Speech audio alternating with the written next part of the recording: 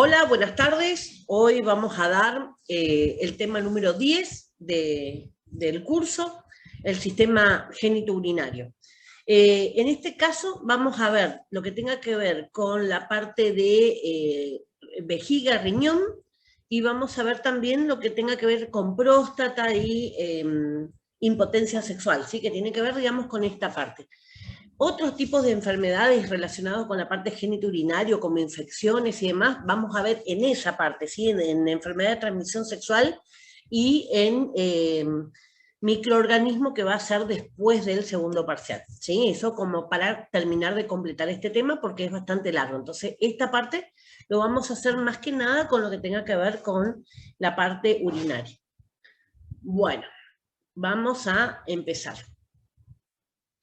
Bueno, el sistema urinario está formado por componentes, digamos, está compuesto por diferentes órganos que van a ser los que van a producir y eliminar la orina, ¿sí? O sea, en uno se va a producir la orina, se va a transformar de la sangre hacia la orina, y después hay otros órganos como los uréteres y la uretra que van a ser los conductores, los que van a llevar de un lugar al otro, ¿sí? Hasta lograr que esa orina sea eliminada del cuerpo. Cuando uno de estos órganos tiene una función diferente, cada uno de estos órganos tiene una función diferente, cuyo objetivo final va a ser eliminar justamente todas las toxinas. Recuerden que el riñón es el principal excretor, ¿sí? de todo lo que no sirve en el cuerpo. O sea, los medicamentos que no se necesita, cualquier residuo del cuerpo, los tóxicos que va eliminando el cuerpo, siempre va a ser eliminado a través de la orina principalmente. Después los otros órganos excretores también podían ser, recuerden, el sistema digestivo a través de la materia fecal, la respiración a través del aliento, la piel a través de la transpiración, ¿sí? Pero el principal y más importante siempre va a ser el riñón. Por eso siempre le hago hincapié también de que cuando la persona tiene algún trastorno renal, ¿sí? Alguna dificultad para generar esta orina y eliminar los productos que no necesita nuestro cuerpo, es donde se empiezan a hacer las acumulaciones que pueden llegar a ser tóxicas. Bueno, él regula entonces la eliminación y la absorción de líquidos del organismo. Eso sería, o sea, eliminar toxinas y regular la cantidad de líquidos del cuerpo. ¿Qué quiere decir esto? Que puede aumentar o disminuir la cantidad de orina en base a los líquidos que registra en el cuerpo. Salvo que haya alguna patología que no los pueda eliminar, entonces los va a acumular. Pero normalmente si tomamos poca agua vamos a orinar poco, y si tomamos mucha agua vamos a notar que fácilmente aumenta el volumen de orina. ¿Sí? Igual cuando transpiramos mucho va a compensar, digamos, se necesita ingerir más líquidos para compensar esa transpiración. Lo mismo pasa con la fiebre. Las personas con fiebre fácilmente se deshidratan porque con el calor, apenas llega a la superficie de la piel, se van a ir evaporando, ¿sí? Entonces no se nota por ahí la transpiración, pero constantemente van a eliminar agua. Siempre en todos esos procesos siempre se tiene que reponer o restituir el agua que va faltando en el cuerpo. La bolilla. ¿Qué partes tiene el sistema o cuáles son las partes que tiene este sistema urinario? Vamos a tener, ahora hay imágenes, pero vamos a tener 4, ¿sí? Para que vayan pensando y vayan recordando.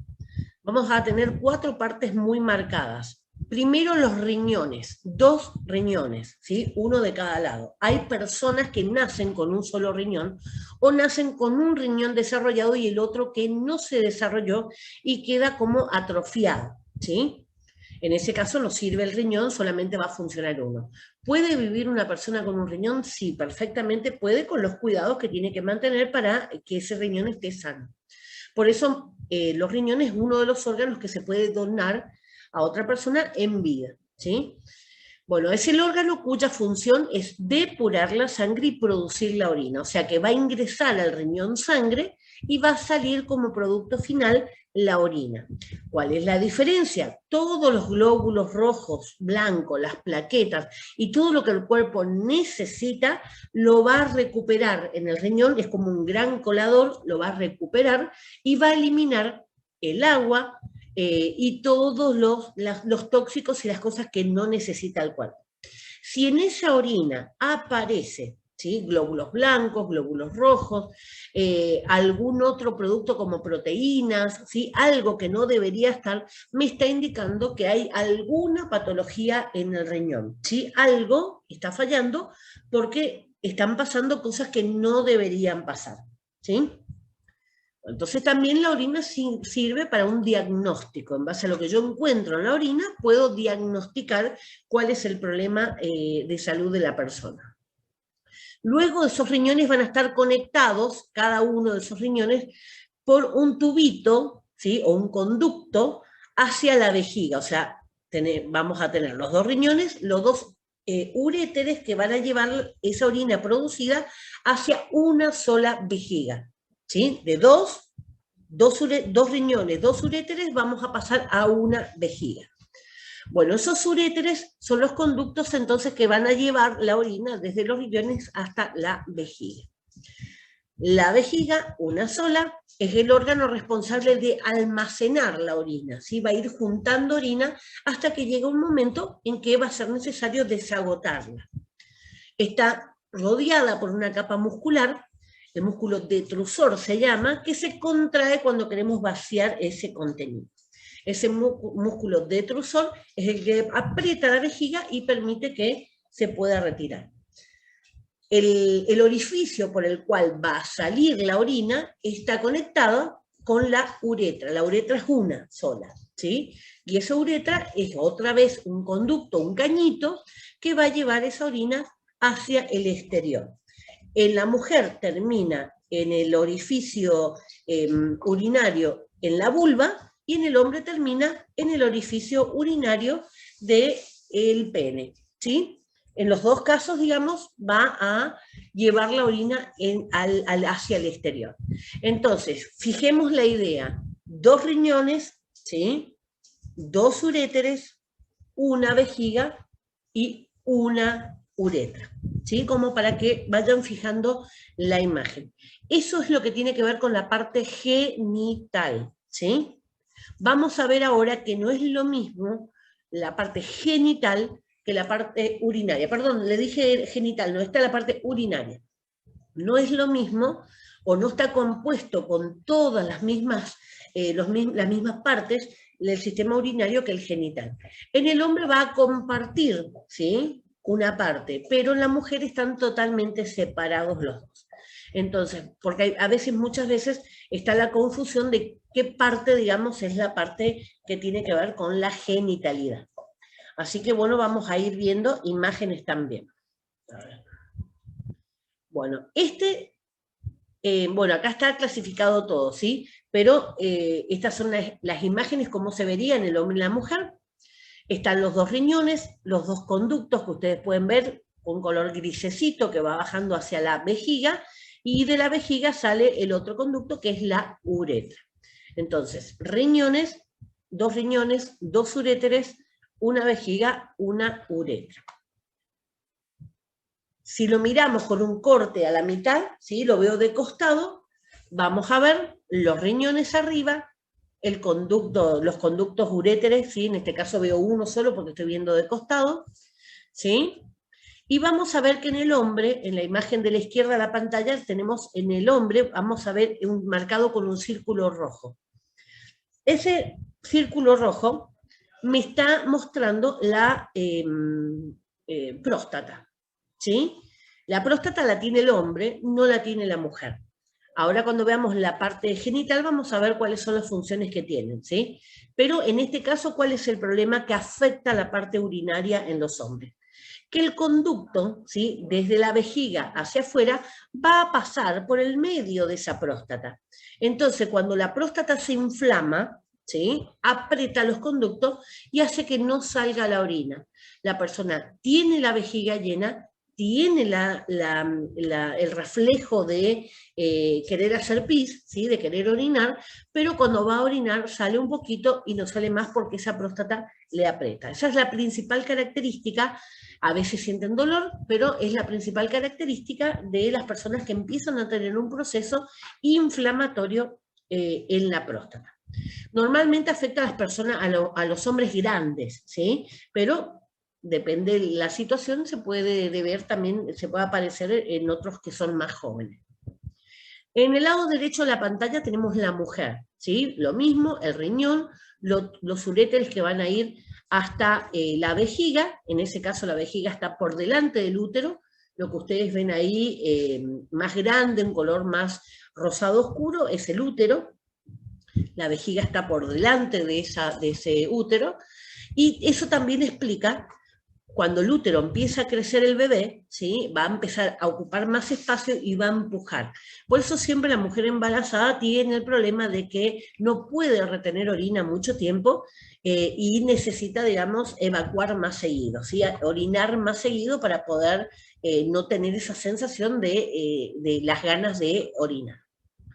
Bueno, de la misma manera, de la vejiga sale el conducto que va a salir en la vulva, en el caso de la mujer. En el hombre termina entonces en la punta del pene. Esta diferencia, ¿por qué les marco? Porque le voy a retomar después en la clase de enfermedad de transmisión sexual.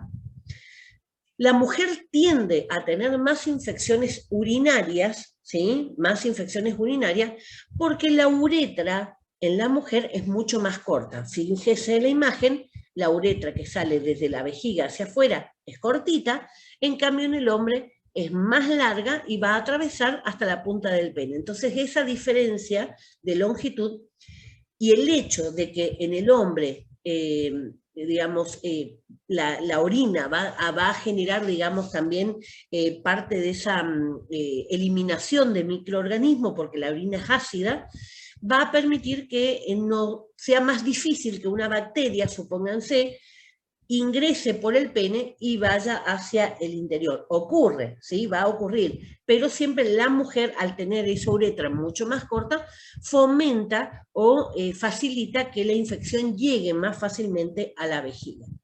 ¿Esto cuándo pasa? Pasa, por ejemplo, hasta en los bebés. ¿Cuándo? Cuando le dejan los pañales con materia fecal, ¿sí? A veces los chicos están con colitis y demás, y la materia fecal puede ingresar por la uretra tanto de nenes como de nenas.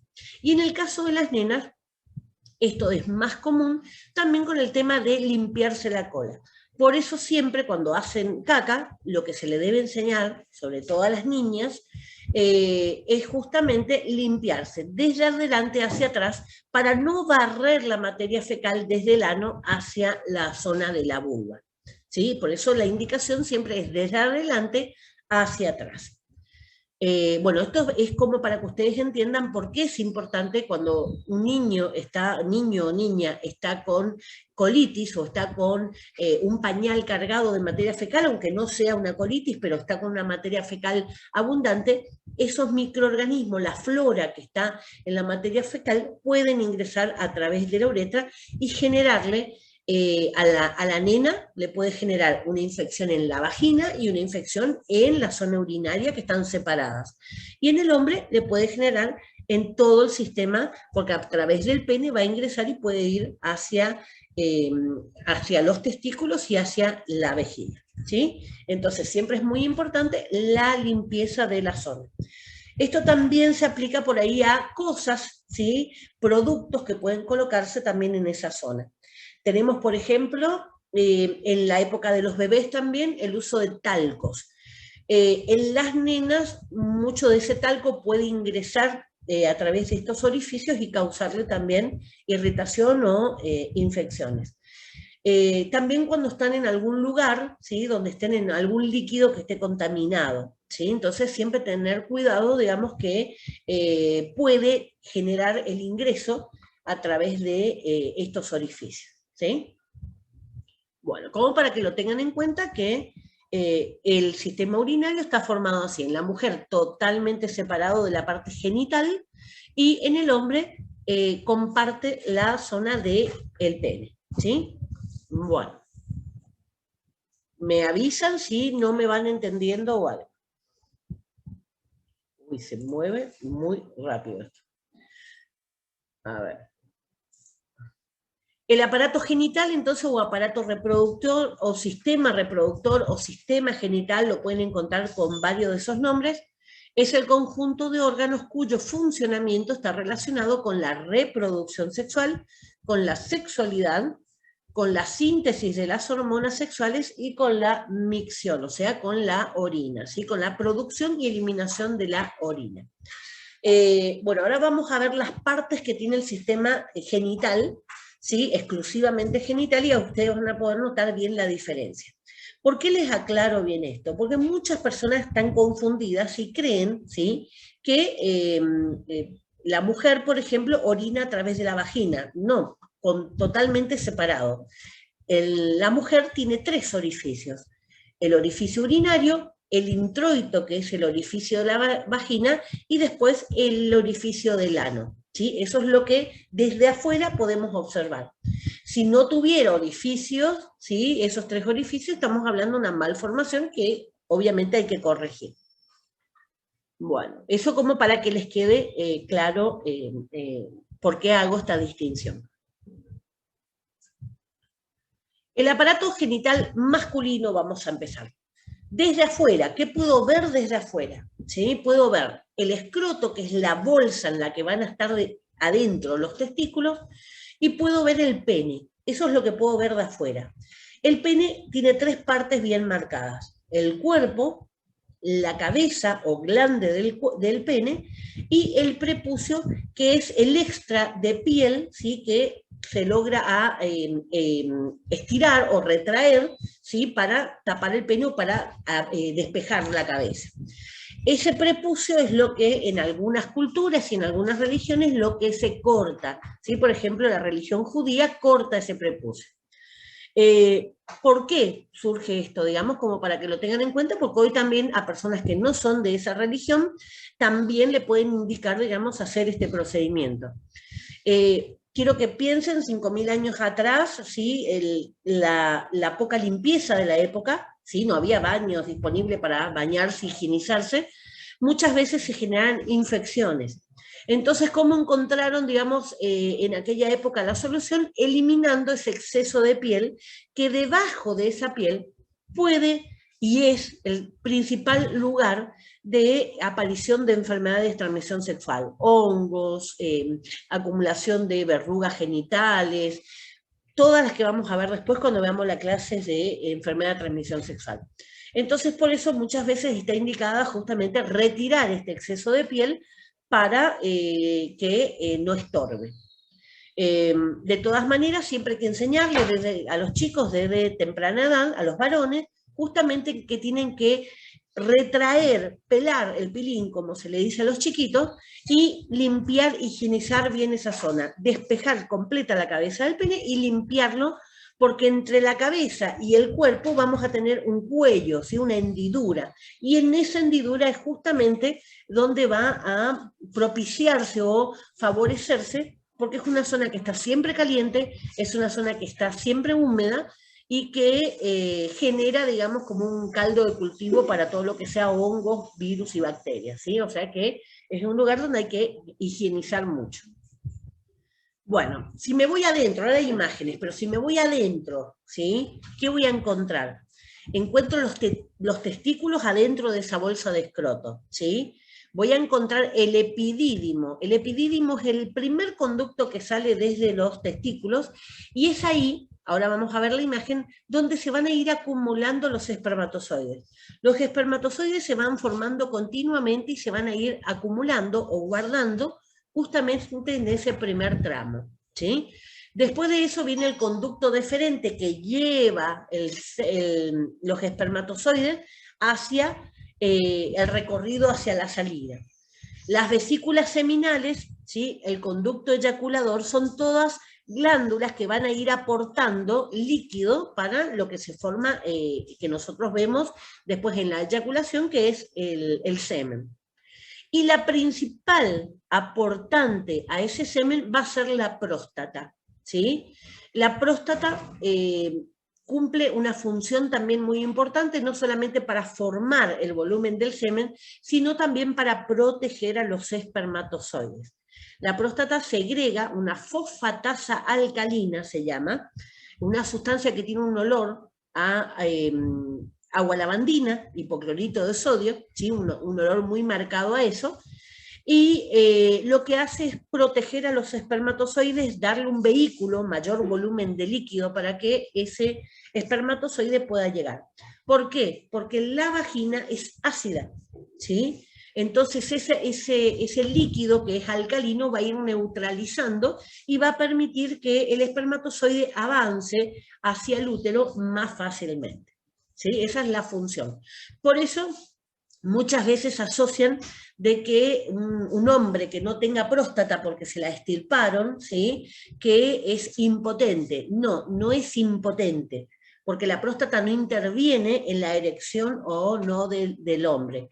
Lo que sí va a hacer es disminuir o anular, si se quiere, la posibilidad de la paternidad, ¿sí? Porque los espermatozoides van a llegar muertos por el ácido. ¿Sí? Pero no tiene ningún rol en cuanto a la erección. Todo lo que sea erección tiene que ver con los testículos, que ahí es donde va a formarse las hormonas que necesitan, ¿sí? Normalmente le operan de próstata a hombres grandes, estamos hablando de 60, 70 años, que de por sí tienen disminuido su sexualidad, por lo cual le echan la culpa, digamos, a la próstata, pero no tiene nada que ver la próstata en sí. Bueno, la uretra, el último conducto, sí, que lleva hacia el exterior, que en el caso del hombre va a compartir con la orina, ¿sí? Y las glándulas bulbouretrales, que tienen que ver con todo lo que sea la formación de líquidos para esa primer gota de semen que lubrica el recorrido del esperma, ¿sí?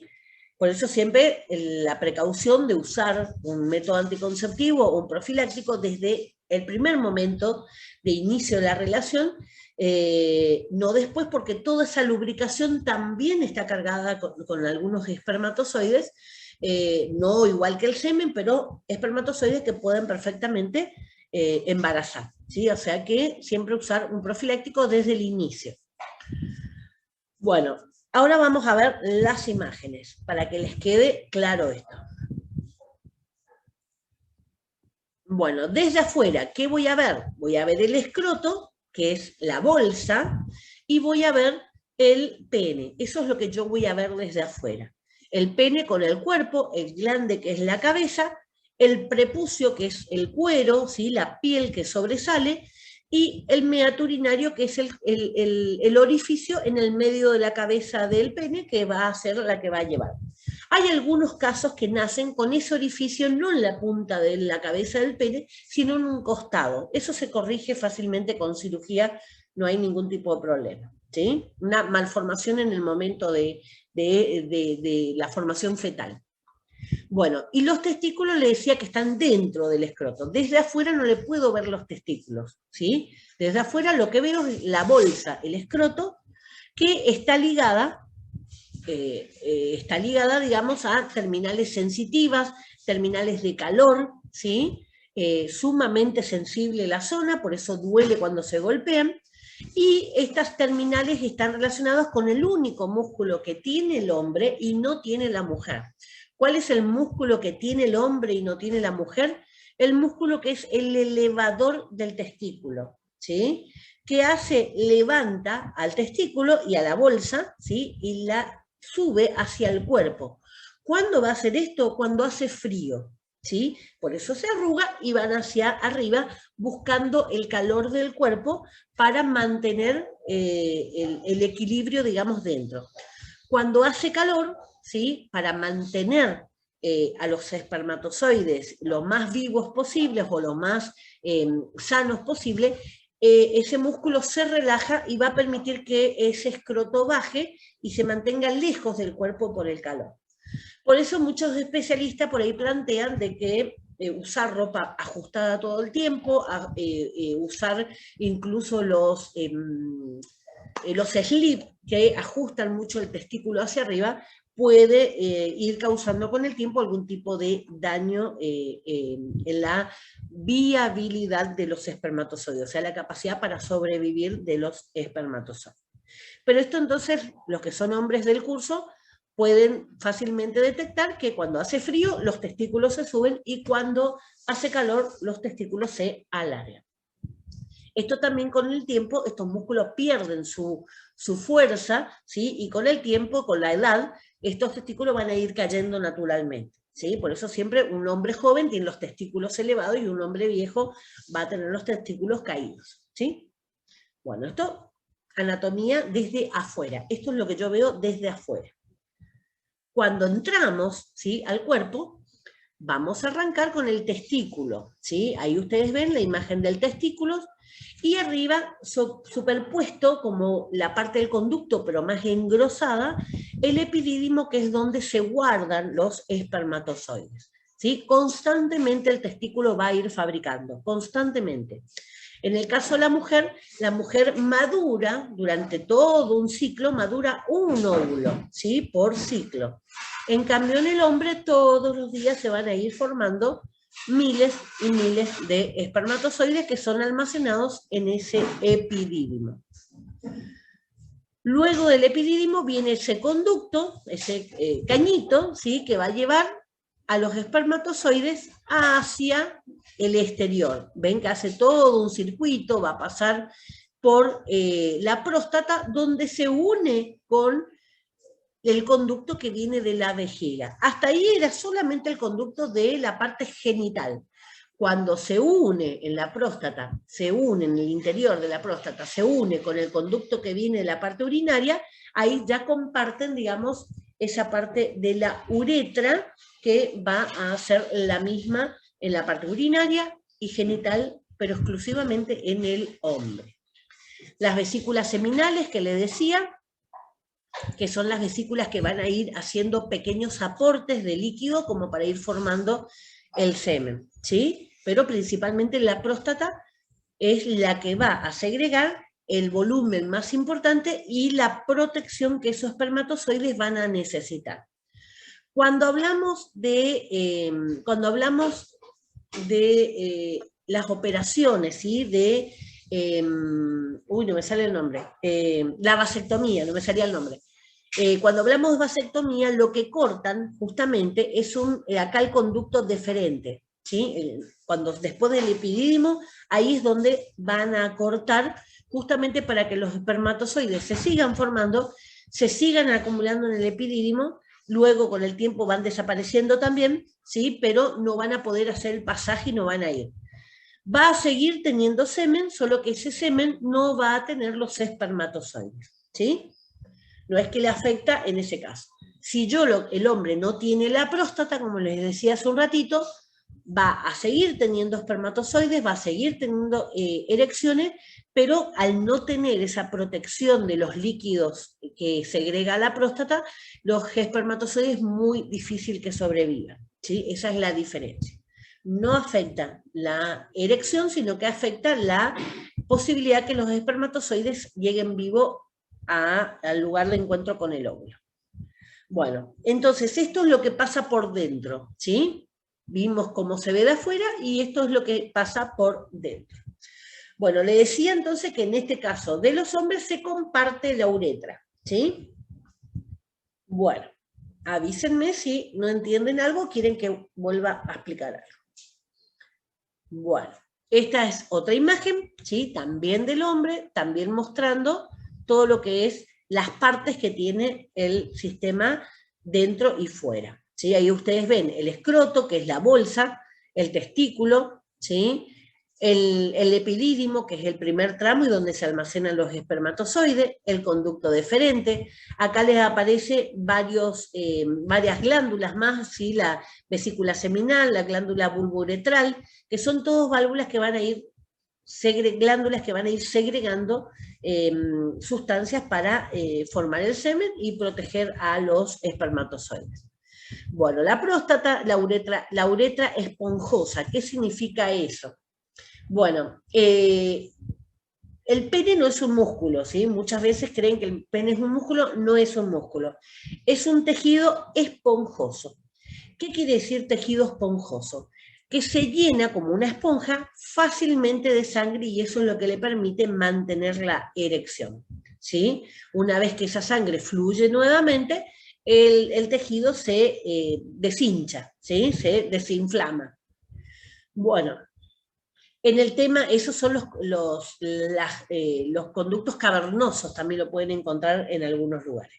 Y ustedes ven que en la punta del pene va a terminar ese orificio uretral, o sea, de la uretra externo, que es lo que nosotros podemos llegar a ver desde afuera. ¿Sí? Entonces, después mírenlo tranquilo, pero no es tan difícil si ustedes recuerdan el circuito, ¿sí? Se fabrican el testículo, los espermatozoides suben, se almacenan en el epidídimo, suben por el conducto deferente, van a pasar en ese conducto deferente por la próstata, ¿sí? Ahí y con las glándulas van a formar el semen que va a acompañar y proteger a esos espermatozoides, y a partir de ahí va a salir hacia el exterior a través de la uretra, que es la misma que se utiliza para la orina. ¿Sí? Ahí estamos, todo el circuito. Bueno, entonces, en el interior, ¿qué vamos a encontrar? En la mujer, esperen un poquito que se me fue, se me va para el otro lado, ahí está. En el aparato genital femenino, visto de afuera, ¿qué veo yo de afuera? ¿Sí? Voy a encontrar la vulva. ¿Sí? Lo que yo veo de afuera es la vulva. Muchas veces escucho, uy, se le ve la vagina. No, la vagina se ve adentro cuando el ginecólogo pone el espéculo, lo abre y puede mirar hacia adentro o coloca una cámara para poder ver en el interior. De afuera no se ve la vagina, ¿sí? Se ve la vulva. Esa vulva tiene arriba el clítoris, ¿sí? En la parte superior el clítoris. El clítoris es lo mismo que un pene en el hombre, pero atrofiado, ¿sí? Es un tejido esponjoso, eréctil, muy sensitivo, ¿sí? Y es lo que estimula, digamos, la producción de la sensación orgásmica, el orgasmo en la mujer. Vamos a tener dos labios menores que están en el interior, ¿sí? Con mucosa, y vamos a tener los labios mayores que están hacia afuera, protegiendo a los menores, y esos labios van a estar con pelos, ¿sí? Entonces, los mayores tienen pelos, los menores no. También vamos a ver, dentro de esos labios menores, el introito o el orificio de la vagina. También aparece en esa zona, por más que no la puse, pero no es fácil de verlo, sino que ustedes pueden ver la secreción, glándulas que van a mantener lubricada la zona, ¿sí? Que pueden incluso segregar como una materia grasa, ¿sí? Blancuzca, que eso es lo que mantiene como más lubricada la zona para que no se reseque y obviamente no genere algún tipo de inconveniente. Esto es lo que yo veo de afuera, ¿sí? En el interior, ¿qué vemos en la mujer? La mujer es más fácil el recorrido en el interior. Voy a ingresar por ese orificio de la vagina o introito. Cuando ingreso me encuentro con con la vagina, ¿sí? La vagina está conectada por el cuello del útero, está conectada al útero. Una vez que yo ingreso al útero, hasta ahora viene una vagina, un útero. Si hay doble, ¿sí? Es una malformación congénita, puede ocurrir doble vagina, doble útero, ¿sí? O a veces doble vagina y un útero. Estas son malformaciones que se van dando también. Pero la normalidad sería una vagina, un útero. Luego del útero vamos a tener dos trompas de falopio, ¿sí? Las trompas de falopio conectan, aunque no se tocan, ¿sí? Las conecta con cercanías de los dos ovarios. Entonces, en este caso, una vagina, un útero, dos trompas de falopio y dos ovarios, ¿sí? Los ovarios están en proximidad y cuando ovula, ¿sí? Uno de ellos ovula, se van alternando, cuando uno de ellos ovula, por la corriente de las trompas de falopio, que las trompas de falopio van a ir empujando, ¿sí? Moviendo, adentro de las trompas de falopio hay como cilios, igual que el pulmón, ¿sí? Hay como cilios que van a mover y van a generar una corriente. Ese óvulo ingresa en las trompas de falopio y bueno, y comienza todo el proceso, si se encuentra con el espermatozoide, de fecundación, ¿sí? Eso lo vemos después del método anticonceptivo. Así que bueno, ¿sí? Desde afuera entonces yo veo la vulva. ¿Qué tiene la vulva? Tiene clítoris, tiene labios menores, labios mayores, tiene el introito, que es el orificio de la vagina. Eso es lo que tiene, ¿sí? Lo que yo puedo ver desde afuera. Vamos a ver, esto es lo que yo veo de afuera, ¿sí? Normalmente a esta zona donde están los pelos, ¿sí? La zona superior, se llama Monte de Venus, ¿sí? El pelo cumple una función de protección, ¿sí? Ahora con el tema de que se usa, bueno, depilado, tanto el hombre como la mujer, los dos, el pelo cumple la función de protección. Cuando yo elimino ese pelo, la piel queda más expuesta. Por un lado, se reducen todo lo que sean las parasitosis, por ejemplo, las ladillas, que son los piojos de la zona púbica, ¿sí? Pero por otro lado aumenta el contacto de piel con piel, entonces aumenta la posibilidad de contagio con otras enfermedades, por ejemplo el herpes o el HPV. O sea, todo tiene su pro y su contra. Bueno, ahí le decía que está el clítoris arriba, normalmente envuelto con parte de ese labio, ¿sí? El labio interno, que hace como un capuchón. Ese clítoris entonces es un pene, ¿sí? En forma de miniatura, sin orificio de salida de orina, por supuesto, sino que es simplemente un órgano sensitivo. Debajo de eso vamos a tener los labios internos abiertos, ¿sí? Y esos van a ser los que van a proteger. El meato uretral, ahí sale la orina, en ese meato uretral va a salir la orina, y luego el orificio de la vagina, ¿sí? El introito o orificio de la vagina. Si yo sigo el dibujo para abajo, se llama periné, esa zona que está entre el agujero de la vagina y el agujero del ano, ¿sí? Esa zona se llama periné. En los hombres y las mujeres sería lo mismo. En el hombre sería desde el fondo de los testículos hasta el ano, se llama periné. Una zona de 3-4 centímetros, dependiendo de la persona, ¿sí? Bueno, me avisan si no me van entendiendo. Vamos al interior. Este es más fácil en la mujer que en el hombre. Le decía que está la vagina, ¿sí? Primeramente la vagina. Después vamos a encontrar el útero a través de la unión con el cuello del útero o cervix. Del útero va a salir las dos trompas de falopio, ¿sí? Hay otras trompas en el cuerpo que se llaman trompas de Eustaquio, que están en los oídos, ¿sí? O sea que si dice trompa de Eustaquio, no es la parte genital, ¿sí? Es el oído. Vamos a tener entonces en la proximidad, no está unido, está en la proximidad los ovarios, y cada vez que un óvulo, ¿sí? madura, va a ingresar a esa trompa de falopio.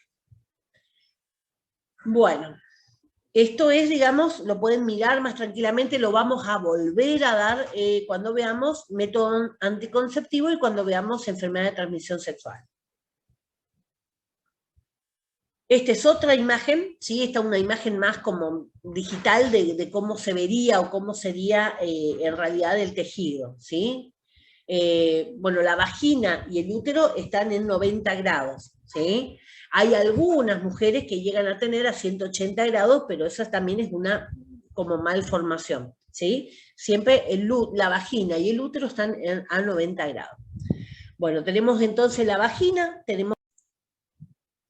Bueno, entonces esta es otra imagen un poco más digitalizada o más fiel a lo que es realmente el tejido, cómo se ve en el interior. Vemos la vagina en la parte inferior, vemos la vagina. Fíjense las dimensiones que tienen, ¿sí? La vagina unos 7-8 centímetros, el útero también tiene unos 8 centímetros de altura por unos 5 centímetros de ancho, no es un órgano, ¿sí? grande, son pequeñitos. Imagínense que ese útero después va a llegar a tener un bebé, es sumamente flexible y se acomoda. Bueno, les decía que la vagina con el cuello del útero, con el útero está unido por el cuello del útero o cervix, que es donde se hace el Papá Nicolau, y a partir de ahí el útero arriba, en la zona superior, va a estar conectado hacia las dos trompas de falopio. Estas trompas de falopio, al igual que el epidídimo en el hombre, son las zonas claves, ¿sí? para algunas enfermedades de transmisión sexual como las clamidias. Las clamidias se instalan en ese lugar y se adhieren de tal manera que vuelven a las personas, hombres y mujeres, vuelven estériles, ¿sí? porque al no permitir el paso de los espermatozoides o del óvulo, queda la persona estéril, ¿sí? O sea que también es una zona donde hay que tener mucho cuidado con el contagio de enfermedades. Bueno, les decía entonces que está unida a las trompas de falopio, y los úteros, ¿sí? No están unidas a las trompas, sino que están en cercanía, y como las trompas de falopio tienen una corriente, el óvulo que madura va a ir entrando en esa corriente y va a ir ingresando hacia la trompa de falopio. ¿Sí? Fíjense, las dimensiones que tiene son solamente pequeñas, son todas pequeñas como para que ustedes tengan una idea de el tamaño que tiene. ¿Sí? Bueno. A ver si me da.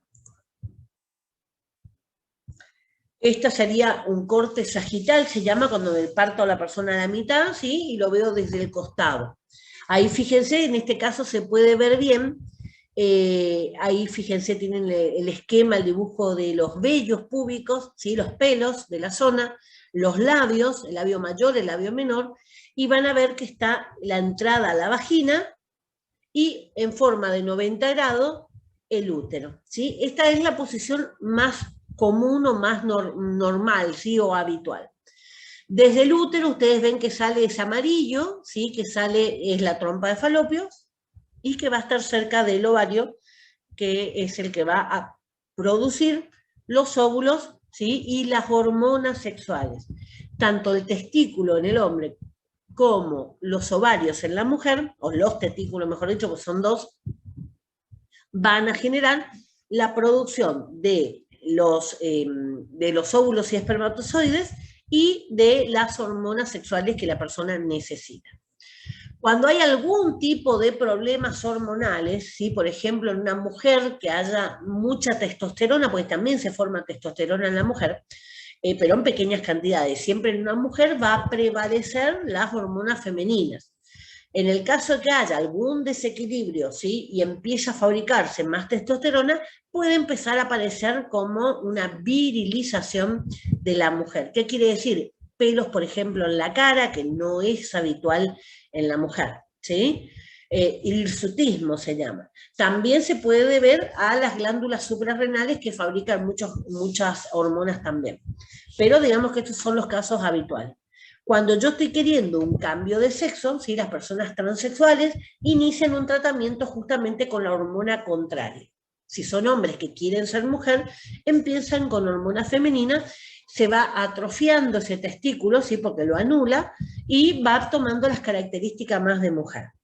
Físicamente de afuera, ¿qué encuentro yo en el hombre o en la mujer que el otro no tiene? La mujer va a tener mamas. Hay muchos hombres que tienen también tejido, porque el tejido está, lo que no tiene es desarrollado. Tengo ventilador, por eso me están molestando los cabellos en la cara. A veces hay enfermedades que hacen que el hombre genere también un tejido mamario abundante, incluso una enfermedad que se llama galactorrea justamente hace que segreguen leche a través de la mama. Esas son todas enfermedades que tienen su tratamiento. Aparte de los senos, que vamos a ver, la distribución del pelo púbico. En la mujer es triangular y en el hombre es ovoide y va hacia el ombligo.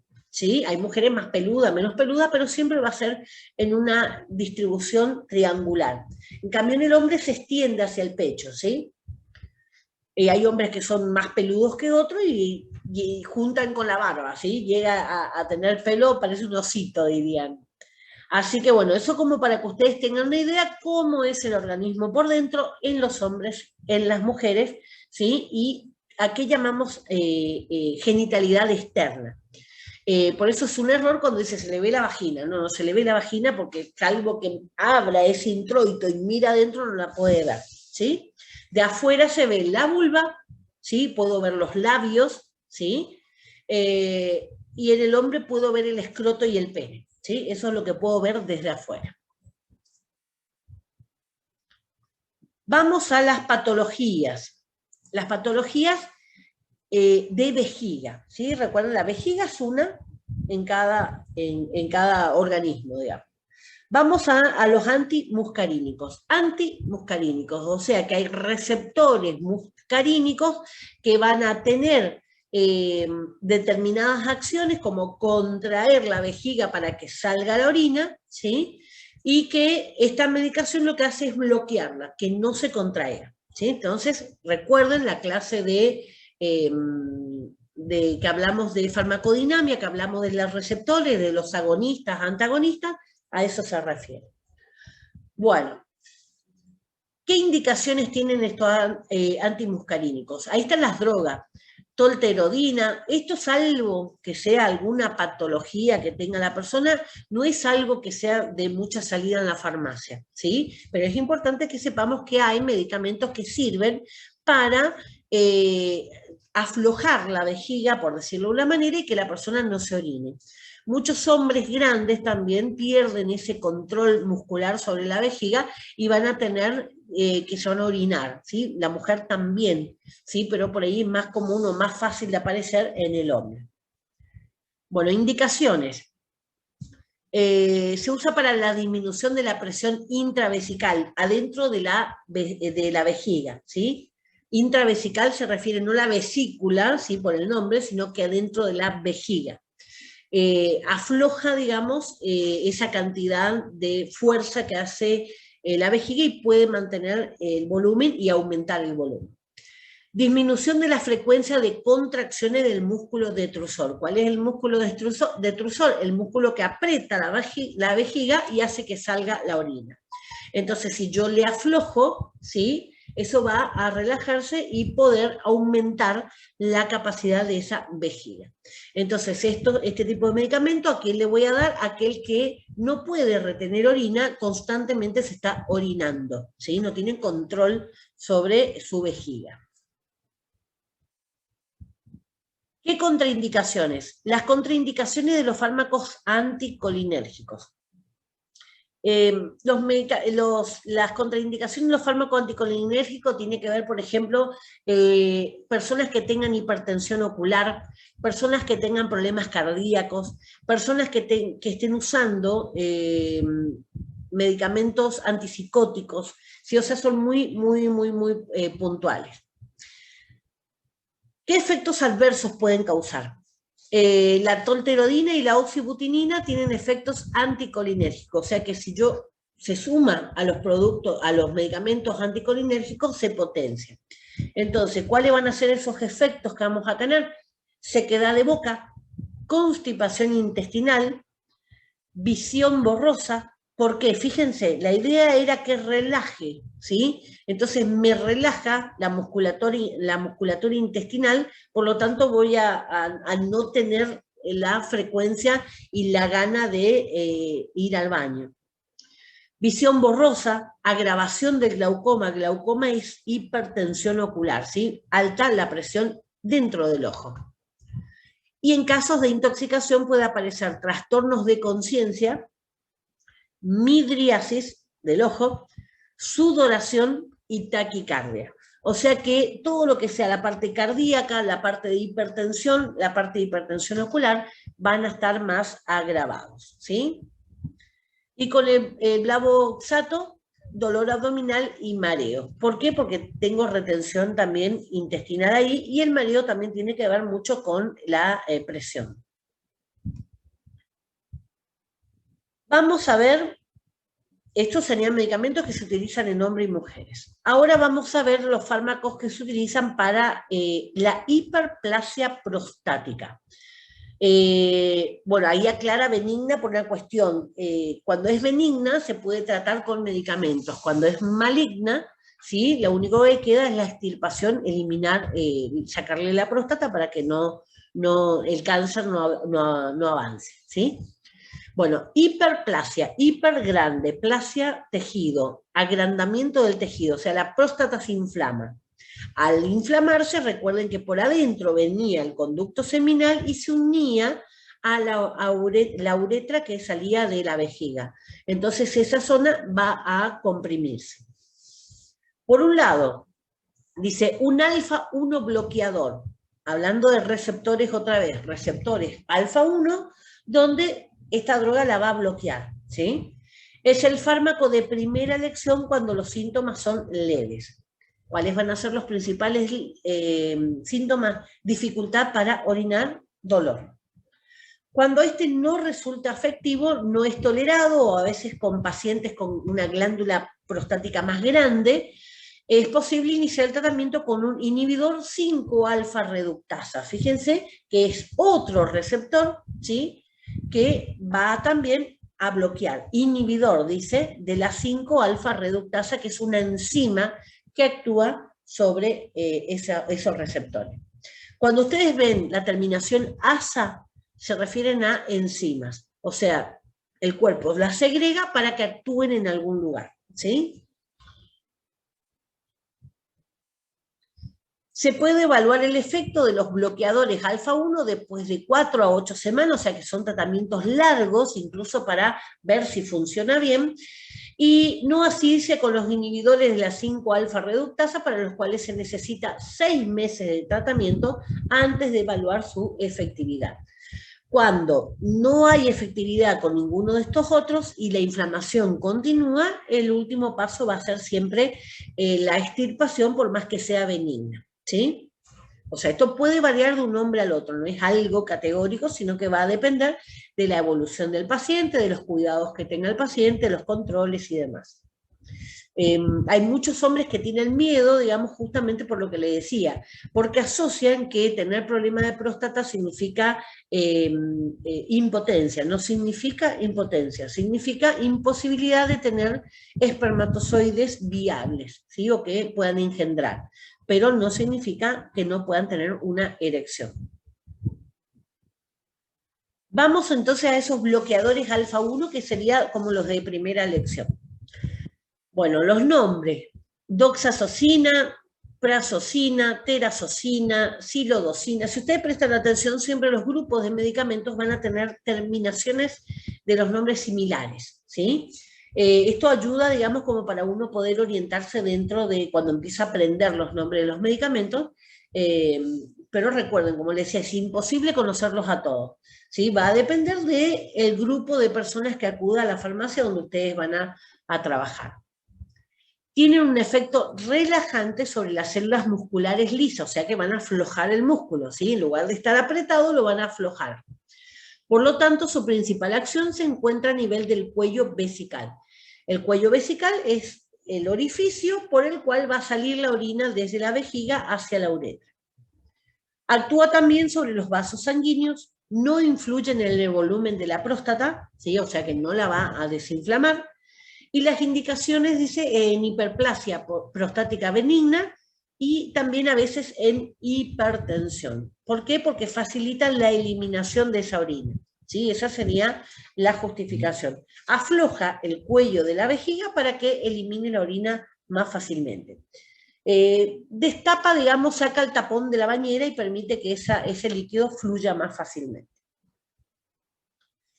Contraindicaciones. Antecedentes de hipotensión ortostática. La hipotensión ortostática ya la vimos, ¿sí?, con anterioridad. ¿Y qué era? La hipotensión ortostática era la caída brusca de la presión arterial, o el registro que el cerebro toma de la presión arterial cuando yo me muevo rápidamente de posición. El típico ejemplo que les di es cuando me estoy atando los cordones de la zapatilla, me levanto de golpe y se me marea, ¿sí? Eso es, le llega al cerebro que hay baja presión, aunque no sea así, pero le llega al cerebro esa información por el cambio brusco de la posición, y eso me genera ese mareo. Ahí le dice síncope con la micción. ¿Qué significa eso? Muchos hombres están orinando y después de orinar sienten ese mareo que incluso a veces les genera caída, ¿sí? A ese sentido, digamos, se refiere. Entonces, esta hipotensión ortostática tiene que ver con la posición del cuerpo, ¿sí? Yo estoy acostado, me siento de golpe, me mareo, si me paro de golpe en la cama, y esto se va acrecentando a medida que vamos envejeciendo. Por eso los abuelos tienen que tener mucho cuidado, y nada de eso me levanto y salgo a caminar, ¿sí? Me levanto y espero que me pase ese mareo. Pasa enseguida. Son cuestión de unos segunditos contar, ¿sí? Me siento en la cama, cuento hasta 10, me paro, cuento hasta 10, después recién camino. Pero es difícil para los abuelos hacer esto, ¿sí? Les cuesta por la ansiedad que tienen. Bueno, otro de los problemas que aparece con la hipotensión ortostática justamente es la taquicardia, que es un reflejo. Entonces más se asustan, porque se me mareé y después mi corazón me latía como loco. esperan 10 segundos y pasa las dos cosas. Pasa el mareo, pasa la taquicardia. Y también está contraindicado la insuficiencia cardíaca, ¿sí? O sea que son dos procesos, por eso siempre todo lo que tenga que ver con diuréticos, siempre un chequeo también de la parte cardiológica y nunca usarlo, digamos, con otros fines. ¿Qué efectos adversos tiene? Hipotensión ortostática y marea, o sea, los que ya tienen pueden aumentar la frecuencia de eso, sobre todo en adultos mayores y en combinación con otros antihipertensivos, ¿sí? O sea, que siempre recuerden que las personas mayores consumen más medicamentos y de por sí sus órganos están más viejos, ¿sí? Envejecidos, las funciones van a variar. Y otro efecto adverso va a ser la fatiga y la sedación, o sea, constantemente fatigado y constantemente con sueño, ¿sí? O muy decaído. Vamos al otro, a los inhibidores de la 5-alfa reductasa. El finasteride son las drogas y la dutasteride. Dice, frenan la conversión de testosterona en dihidrotestosterona, lo cual conduce a una disminución del volumen prostático. O sea, estos sí, los primeros no actuaban sobre el volumen prostático y estos sí. Los anteriores más actúan sobre la vejiga, que relajan el orificio y permite que salga a través de la uretra. En este caso, estos sí van a actuar sobre la próstata y lo que van a hacer es disminuir el volumen de líquido, ¿sí? Sobre todo dice cuando estamos hablando de una próstata grande con más de 40 mililitros de solución, ¿sí? La solución que tiene la próstata adentro se llama fosfatasa alcalina, ¿sí? Es muy parecido en olor, ¿sí? No en apariencia, pero la apariencia sería la apariencia del semen, ¿sí? Pero en olor muy parecido al agua lavandina. Indicaciones: hiperplasia prostática benigna, en especial cuando el volumen de la próstata es mayor a 40 mililitros. O sea, cuando hablamos de un inicio de una inflamación, la alfa-1 me sirve. En el caso que ya esté avanzado la inflamación, ya voy a tener que ir por esta 5-alfa reductasa, ¿sí? Esta sí va a actuar sobre las hormonas sexuales y va a permitir que esa próstata se desinflame. ¿Qué efectos adversos tiene? Disfunciones sexuales como la impotencia, ¿sí? Disminución de la libido, o sea, el interés sexual, y trastornos en la eyaculación. ¿Por qué? Porque si me disminuye el volumen de líquido de la próstata, voy a ver que va a variar el volumen de esa eyaculación, ¿sí? Y en muchos casos eso también genera como un efecto de estrés, ¿sí? Y otra vez entra en el circuito de la impotencia y la pérdida de la libido. O sea, pierdo interés porque no tengo erección, entonces entro en ese circuito. Erupciones cutáneas y dolor testicular. ¿Por qué? Porque va a actuar sobre la testosterona que se fabrica justamente en el testículo. Bueno, cuidados especiales. El finasteride y el dudasteride producen disminución en los valores del antígeno prostático específico. El PSA es la manera que se tiene de diagnosticar, ¿sí?, cuando la próstata está funcionando mal. Es un análisis, ¿sí?, que se realiza, la parte bioquímica simplemente lo hace, a pedido obviamente, no le hace a todos, sino que cuando piden PSA, y bueno, y el valor que va a ser hallado ahí, tanto en orina como en sangre, es lo que me puede dar una idea de cómo está funcionando esa próstata. En valores elevados es lo que me va a estar pidiendo algún tipo de examen extra, que suele ser la palpación, ¿sí?, la palpación de la próstata, o bien puede ser una ecografía, incluso tomografía, hoy por hoy que está más disponible. Bueno, entonces lo cual esto tiene implicancia en el screening de carcinoma prostático. ¿Qué quiere decir? Cuando aparece valores elevados de PSA me está indicando ya la formación de un cáncer, ¿sí? Cáncer de tejido. Entonces, esto, si yo uso este tipo de medicamentos sin un control, lo que me puede estar enmascarando, porque disminuye el volumen, el valor de ese PSA, puedo estar enmascarando un cáncer y el cáncer sigue avanzando y con la medicación no me la detectan. El embarazo. El finasteride y el dutasteride son teratogénicos. ¿Qué quiere decir? Son tóxicos para el bebé. Entonces, el hombre que está tomando este tipo de medicamentos, en esa eyaculación que tiene, va a ir también parte de esta droga. A eso a lo que se refiere, se aconseja siempre usar algún tipo de profiláctico, preservativo, ¿sí? Al tener relaciones sexuales con mujeres que estén en edad fértil o que durante este tratamiento, obviamente no buscar embarazar porque justamente esta sustancia que va a ir junto con el semen y con los espermatozoides es teratogénica, o sea, capaz de formar malformaciones en el feto. Bueno, también si ya está embarazada, ¿sí? O sea, que no es solamente para la concepción, sino que puede afectar en cualquier momento del embarazo. O sea, los primeros meses va a afectar a la morfología y después, o sea, puede afectar la formación de una pierna, de un brazo, de una mano, ¿sí? Y después, más adelante, que ya está formado el bebé, puede afectar en la maduración también de esos órganos.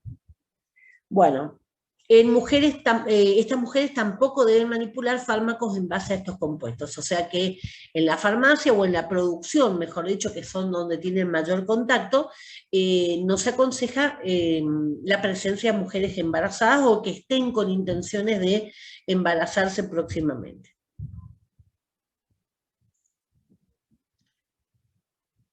Bueno, estos fármacos para el tratamiento de la disfunción eréctil, o sea, cuando no tienen erecciones.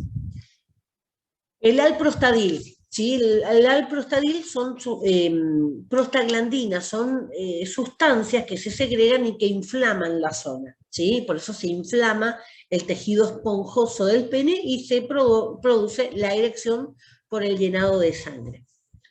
Las indicaciones en disfunción eréctil, ¿sí? La vía de administración es intracavernosa. ¿Qué quiere decir esto? La inyección va adentro del pene, ¿sí? Se inyecta esta sustancia adentro de esas cavernas, ¿sí? Y ahí es donde se va a inflamar y va a permitir el ingreso de la sangre. A menudo en combinación con otros vasodilatadores para favorecer que la sangre venga a la zona, ¿sí? Si hay algún tipo de trastorno en los vasos sanguíneos que impiden que la sangre llegue a la zona genital, tampoco va a funcionar, ¿sí? Lo que se necesita es que los vasos estén permeables, o sea, que la sangre circule hacia la zona del pene. Mantener abierto el conducto arterioso en recién nacidos con ciertas cardiopatías congénitas, en ese caso se administra vía intravenosa. ¿Esto qué quiere decir? Hay algunos bebés que nacen con pequeñas malformaciones del corazón. A veces nacen con comunicación de un lado o del otro. Recuerden que el lado izquierdo y el lado derecho son distintos, ¿sí? El lado izquierdo bombea sangre oxigenada, el derecho recibe sangre con dióxido de carbono, ¿sí? Recuerden la clase de cardiovascular que vimos. Entonces, cuando esto tiene que estar separado, ¿sí? Cuando se nace con algún tipo de malformación que comunica un lado con el otro, se llama ductus botalis, la sangre va contaminada, ¿sí? Se mezcla la sangre limpia con la sangre sucia y va contaminando cada vez más el organismo del bebé. Por eso en esos casos, digamos, se tiene que hacer cirugías lo más urgentemente posible. En este caso lo que se refiere es cuando los conductos se cierran, ¿sí? En los bebés, los recién nacidos, se cierran los conductos en el corazón, las arterias, ¿sí? Entonces, este tipo de medicación lo que hace es relajar el lugar y permite que ese vaso se dilate y pase la sangre necesaria. O sea, que es la otra función que tiene.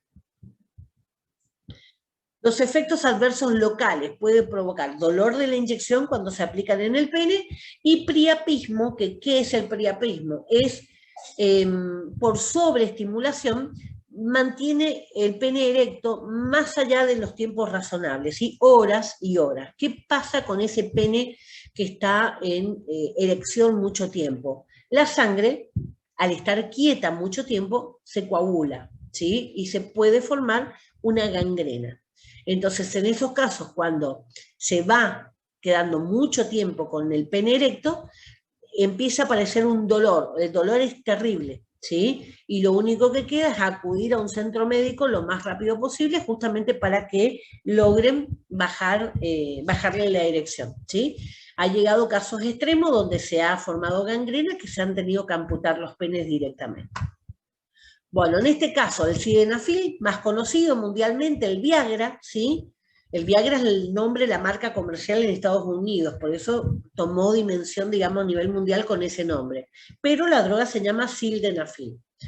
El tadalafilo y el vardenafil, que son otras variantes del sildenafil, como, digamos, drogas a las cuales se le ha hecho mejoras, y lo que permite es justamente que aumente la cantidad de tiempo que es útil. Este es otro mito, ¿sí? Que siempre circula. Que use sildenafil no quiere decir que va a tener por 24 horas el pene parado. Si ocurre eso, rápido a la parte de emergencias de cualquier sanatorio, hospital, porque eso hay que solucionar antes que forme una gangrena. Lo que va a permitir es que estén los vasos, ¿sí? Sanguíneos dispuestos a enviar sangre a la zona si hay estímulo sexual, ¿sí? O sea, simplemente por tomar el Viagra no van a tener una erección.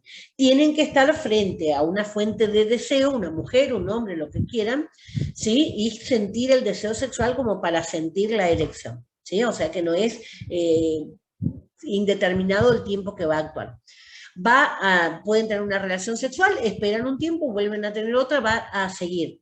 La diferencia con el vardenafil y el tadalafil es que estos van a durar más tiempo, ¿sí? Normalmente hablamos de 24 horas, dependiendo más o menos qué otra medicación toman, que todo lo que vimos en metabolización de drogas, ¿sí? Tengan en cuenta todo eso, que va a afectar la cantidad de droga que esté disponible en el organismo. Y los otros pueden llegar incluso hasta 36 horas o más. Bueno, indicaciones. O sea, esto es importante, entonces tengan en cuenta. Va a haber erección si hay estimulación sexual, ¿sí? Si no hay, no va a haber. Indicaciones, disfunción eréctil de diferente origen. Hay diferentes tipos de disfunciones. A veces es orgánico, ¿sí? No funciona por algún vaso sanguíneo que no está funcionando bien. A veces es neurológico, a veces por traumatismo, a veces es psicológico, ¿sí? O sea que se tiene que ver. Y prácticamente en todos, digamos, esta droga lo que permite es que llegue sangre a la zona, ¿sí? Eso es lo único que va a generar. Contraindicaciones. Pacientes que utilizan nitratos. Recuerden, los nitratos los vimos en la clase cardiovascular. Los nitratos son las del dolor de corazón, ¿sí? Este tipo de productos, si toma el paciente, si utiliza nitratos, no puede utilizar nunca el Viagra, ¿sí? No es que, bueno, a la mañana tomé el nitrato, a la noche tomo el Viagra. No lo puede hacer, nunca. Ese paciente no lo puede utilizar nunca. El riesgo de hipotensión severa, ¿qué quiere decir eso? Le va a bajar tanto la presión que si están en una emergencia le va a empezar a sonar todas las alarmas. ¿Por qué? Porque al bajar, deprimirse tanto, no llega oxígeno a los órganos, muere, ¿sí? Tenemos un paro cardíaco, tenemos un paro respiratorio y el paciente no se recupera. Obviamente, si están en un nosocomio, en un hospital, en un sanatorio, le van a actuar en consecuencia a eso. Contraindicaciones. Entonces, bueno, era uno, los que utilizan nitrato y los que tienen angina inestable de pecho o insuficiencia cardíaca severa, o sea, problemas cardíacos, ¿sí? No hipertensión en general, sino problemas puntuales cardíacos son los que tienen que tener. Mucho cuidado con el uso del famoso Viagra y todos los demás que aparecieron después. ¿Qué efectos adversos generales podemos tener?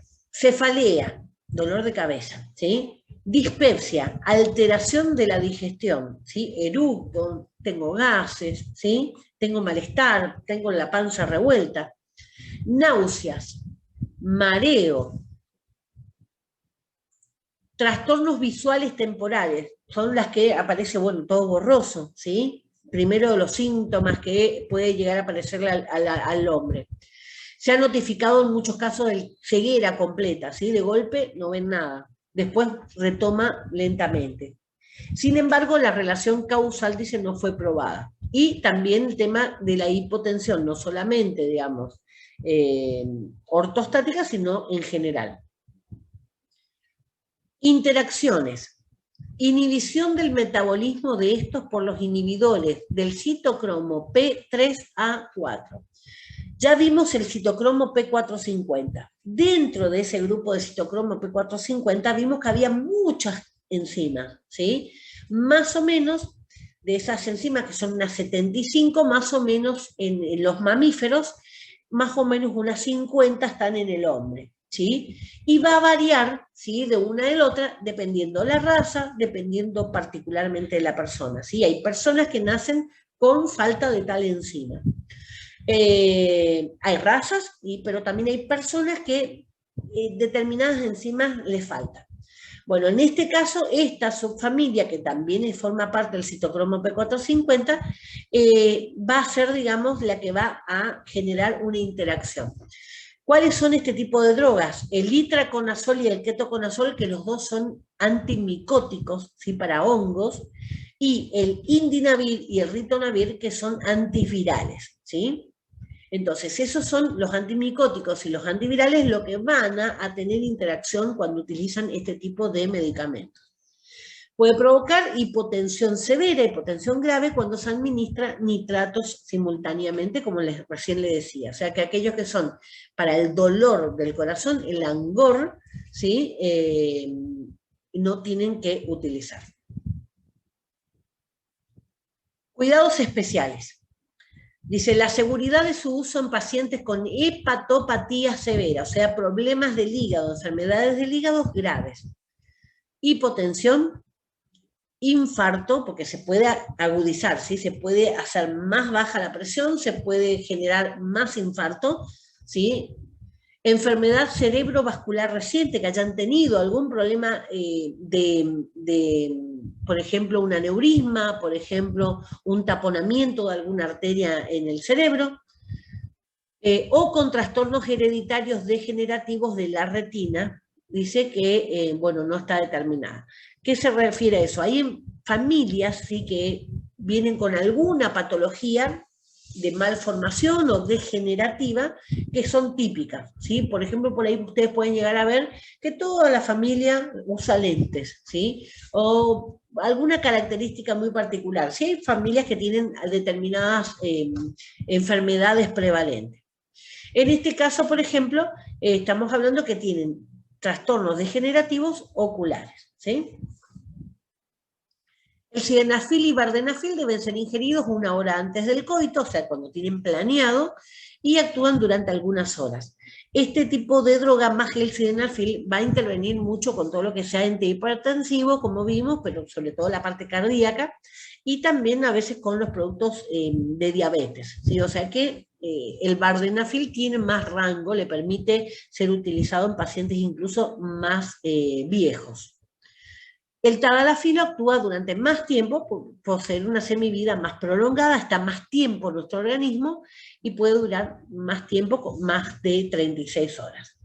El sildenafil, dependiendo de lo que el producto, de lo que consuma y los otros medicamentos que consuma la persona, está entre 12 y 20 horas aproximadamente. Bueno, vamos a otro grupo de medicamentos que son los diuréticos. Los diuréticos actúan en hombres y mujeres, ¿sí? Hasta ahora estuvimos viendo el hombre solito, pero ahora vamos a ver diuréticos que están en hombres y mujeres. ¿Qué hacen los diuréticos? Van a aumentar la velocidad de ese flujo de orina, la producción y eliminación de la orina. Pero, ¿cuáles van a ser los que van a importar? Los que van a aumentar la natriuresis. ¿Qué quiere decir? Que eliminan sodio en la orina. ¿Por qué? Porque al eliminar el sodio entramos en un desequilibrio en el organismo, ¿sí? Entonces, hay momentos que voy a necesitar el sodio, retenerlo, y hay momentos que voy a necesitar eliminarlo. Natriuresis significa que en la orina elimino sodio. La idea es eliminar el sodio, pero no a niveles que me pueda provocar algún tipo de inconveniente. Entonces, detrás de la orina van los líquidos. Siempre el agua le sigue al sodio. Sale el sodio y va a salir el líquido detrás. Por eso aumenta la diuresis. Voy a necesitar, digamos, aquellos productos que me eliminen sodio, pero que me retengan los potasios que necesito para el equilibrio, ¿sí? Ese es el esquema de un riñón. Si comieron alguna vez riñón a la parrilla, lo que sea, tienen una idea. Justamente esta forma le suelen poner la pileta arriñonada, ¿sí? O con forma de riñón a la formita justamente que tiene esta, ¿sí?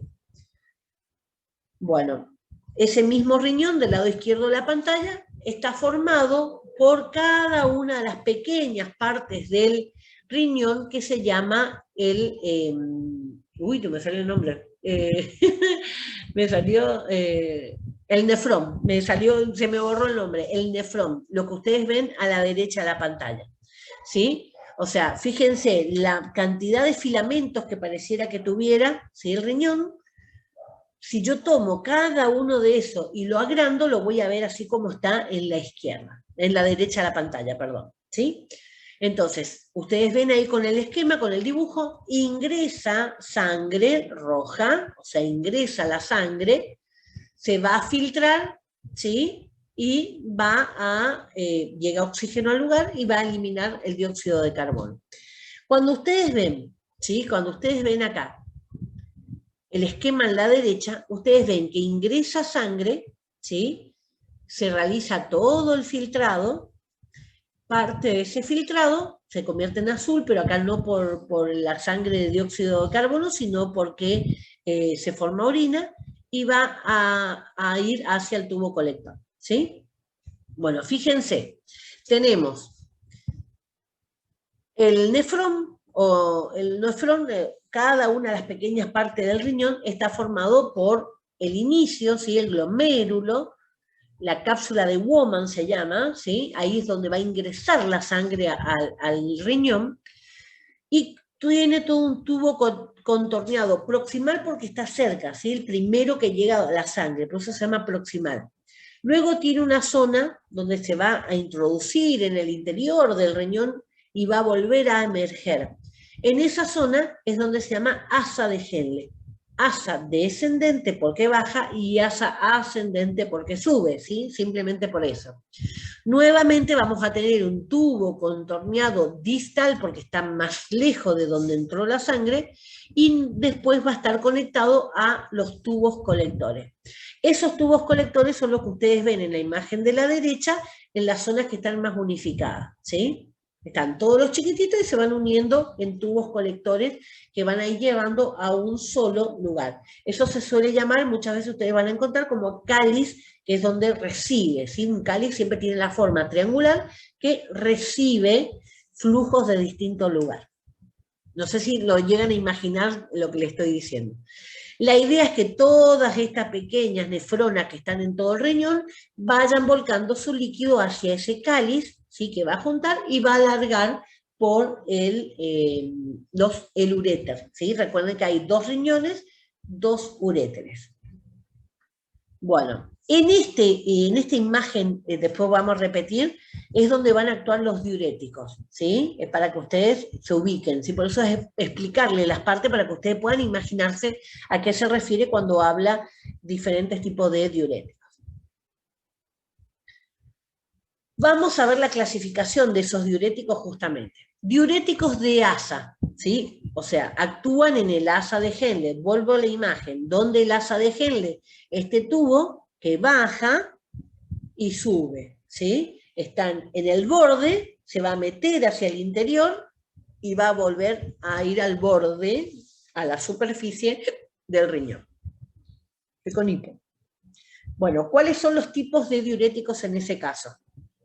Furosemida, muy utilizado, bumetanida, torsemida, ácido tetraclínico. La furosemida es la número 1, ¿sí? Lejos. Después vamos a tener diuréticos tiacídicos, ¿sí? Bueno, no sé hasta dónde habrá grabado. Vamos a los diuréticos tiacídicos. Bueno, estos diuréticos se denominan, las drogas, digamos, que están dentro de esta clasificación, van a ser la hidroclorotiazida, que es una de las más utilizadas, y es el tipo de diuréticos que se utiliza también junto con los antihipertensivos, ¿sí? Es la droga de elección que le dan a los hipertensos como para ayudar a bajar la presión más fácilmente. Y la clorotiazida, que también es muy utilizada, pero no tanto como la hidro.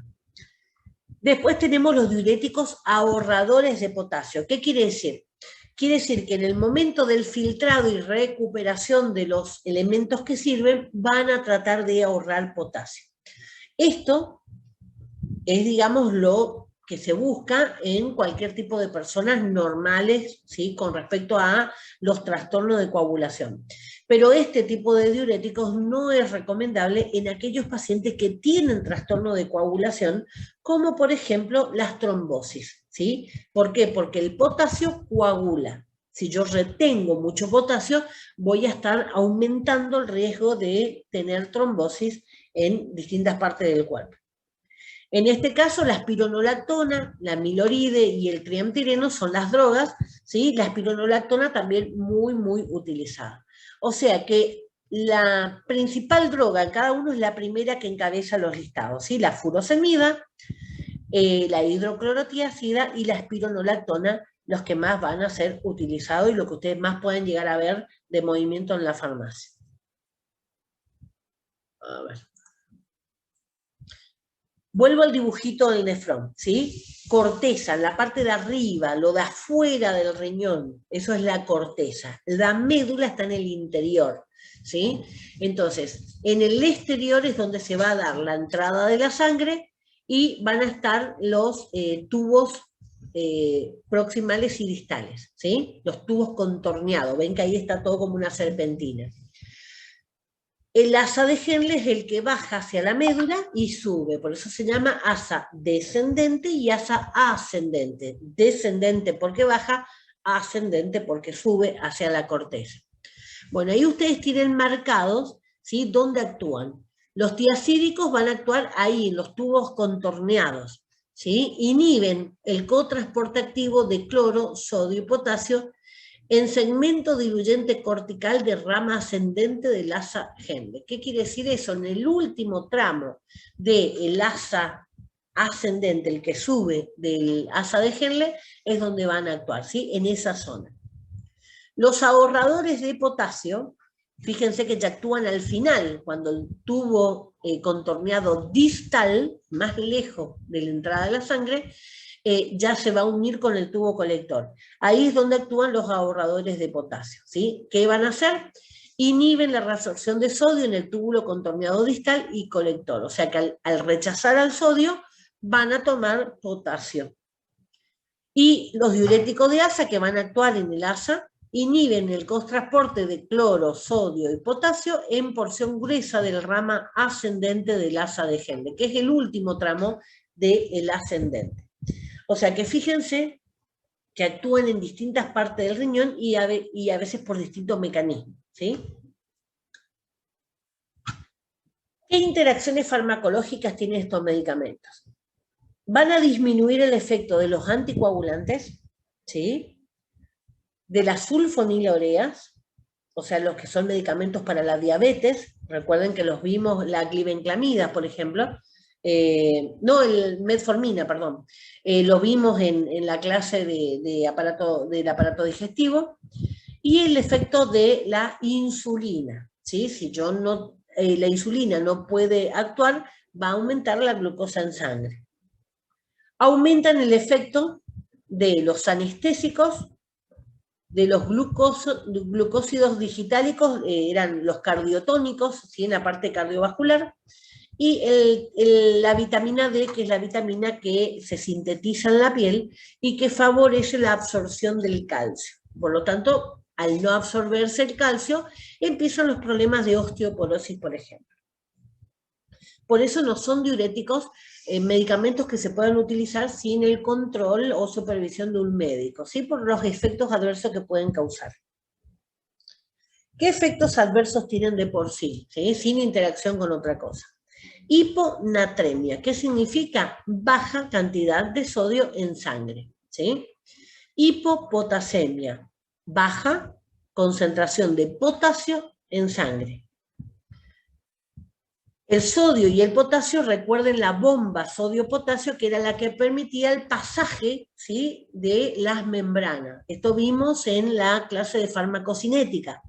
Y es una de las principales, digamos, partes importantes para permitir el pasaje de tanto de drogas, de sustancias, de alimentos, ¿sí?, de un lado al otro de los tejidos. Hipomagnesemia, poca cantidad de magnesio en la sangre. Siempre la terminación emia es sangre. Hipo es bajo, ¿sí? Entonces pueden sacar qué significa. Hipomagnesemia, poco magnesio en calcio. ¿Qué vamos a tener? Contracciones musculares, calambres, por ejemplo, ¿sí? Por eso siempre a los deportistas o a los que tienen calambre frecuente en la pierna le van a recomendar que usen productos con magnesio justamente como para restituir ese magnesio y que esos tejidos se aflojen. Hipocalcemia, poco calcio en sangre. Eso va a influir directamente en los tejidos duros, los huesos, los dientes, ¿sí?, las cutículas de uña, que son las que necesitan el calcio como para endurecer y cumplir su rol de protección. La alcalosis metabólica. Recuerden el pH. Acidosis es cuando está ácido, más ácido lo que corresponde. Alcalosis cuando está más alcalino o básico de lo que corresponde. Recuerden, las dos puntas son tóxicas. Siempre el cuerpo va a tratar de estar en una zona neutra que es alrededor del 7. La sangre siempre está un poquito más alcalina del 7 y la orina siempre está un poquito más ácida del 7. ¿Sí? El 7 es neutro, es 0. ¿Sí? Nada, ni ácido ni básico. Ahora vamos a ver cuáles son los efectos de la alcalosis. Hiperuricemia, mucha ácido úrico en la sangre, ¿sí? Ototoxicidad, oído, toxicidad incluso que puede llegar a extremos de provocarle sordera. Hipersensibilidad, cuando se vuelven hipersensibles las personas van a tener también tanto desequilibrios como reacciones cutáneas, ¿sí? La aparición de sarpullidos, picazón y demás. Bueno, estos son los efectos, ¿sí?, en el organismo en el caso de una alcalosis metabólica, o sea, los efectos negativos. Hipoventilación, ¿qué quiere decir? Poco, bajo, ingreso de aire a los pulmones. Hipoventilación, respiro muy lentamente, menos de la frecuencia requerida, por lo tanto va a afectar la cantidad de oxígeno que llega al pulmón, la cantidad de oxígeno que pasa a la sangre y que le llega a los tejidos. Y recuerden que si falta oxígeno hay problemas. Disminución de la contractilidad miocárdica, o sea, va a haber bradicardia. Bradi, bajo, lento, ¿sí? La contracción, voy a disminuir la contractilidad. Desviación hacia la izquierda de la curva de disociación de esta hemoglobina, oxígeno hemoglobínico, o sea, la cantidad de oxígeno en la sangre. La hemoglobina es una parte, ¿sí?, de la sangre, de los glóbulos rojos principalmente, que es la que atrapa el oxígeno y la lleva, ¿sí? Entonces, cuando no ocurre esto, cuando esa hemoglobina no recibe el oxígeno, no va a llevar oxígeno hacia el resto de los tejidos. Y el incremento de la demanda tisular de oxígeno se va a dar en las alarmas que el cuerpo le va a ir mandando al cerebro: me falta oxígeno, todas las células del resto del cuerpo le van a estar enviando al cerebro esta información, ¿sí? Me falta oxígeno. ¿Por qué? Porque la falta de oxígeno es lo principal, digamos, para la muerte de los tejidos, ¿sí? Entonces, siempre recuerden, el oxígeno es lo primero que tengo que tratar de regular, que le siga llegando a los tejidos para que no se genere la muerte de ese tejido. Los infartos, ¿sí? Yo puedo tener un infarto del dedo gordo. ¿Por qué? Porque si yo estrangulo el paso de sangre hacia el tejido, se me va a ir generando una gangrena por falta de oxígeno y muere el tejido. Esto ocurre también cuando las personas se congelan, ¿sí? Van a ver que lo primero que se les congelan son los dedos de la mano y en muchos casos hay que amputar por la gangrena que se forma, ¿sí? Eso es todo porque no circula la sangre. Bueno, hasta ahí llegamos entonces. Estos son los productos que tienen que ver con la pérdida de orina, lo que vimos, lo que tengan que ver con la disfunción eréctil y los que vimos con respecto a los diuréticos, ¿sí? Eso es lo que tiene que ver con este tema. El tema de infecciones, el tema de hormonas y demás, lo vamos a ver cuando veamos las otras clases que tienen que ver con enfermedad de transmisión sexual, con la clase de antimicrobianos y con la clase de anticoncepción, ¿sí? Bueno, fíjense bien qué es lo que no entienden y en todo caso me mandan la consulta, no hay problema, yo les aclaro con un audio o escribiéndole o mandándoles más información, ¿sí? Bueno, chicos, nos vemos entonces, nos vemos la próxima clase. A ver...